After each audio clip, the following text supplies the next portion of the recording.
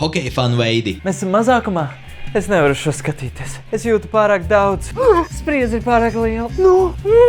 Netiec garām. Ak, Dievs, es aiziešu ar sirdi. Ja tu esi virtuvi, iepilini man nedaudz baldriāni. Kur tu met to ripu? Uzbrukumā! Un vārtī! Jā!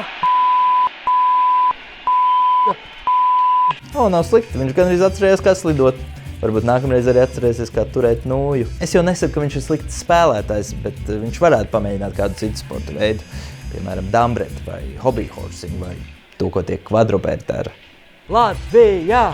Latvijā! Olē, olē, olē, olē! Mūsu zemē! Latvijā! Austrija ir pārņēmusi vadību, rezultāts jau 3-1. Labi, tā visiem. Man jādodas uz garāžu, man tur ir kaut kas jāsalabo.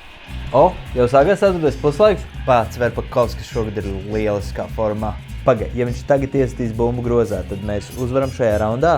Metiens un vārtī! Bum! 3 punkti! Es mīlu floorballu. Kāda ripa?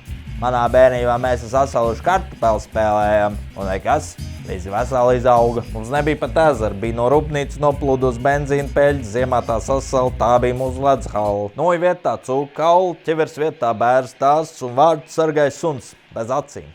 Čerīts. Vai tu tagad aizciet logu? Netaizciet logu, mēs iesitām pie atvērta loga. Te man viss ir pierakstīts. 2017. gada spēle pret Slovākiju. Pie TV bija mandarīns. Mēs uzvarējām. 18. gadā nebija. Mēs uz ledus bijām kā saski ar slidām. Tā ir zinātnē. Man lūdzu KFC hokeja komplektu, to ar 30% atlaidi. Te ir 12 aso spārniņu spainītes, 2 zingerburgeri un 2 smērcītes tikai par 13,65. Cienājieties! Latvijā!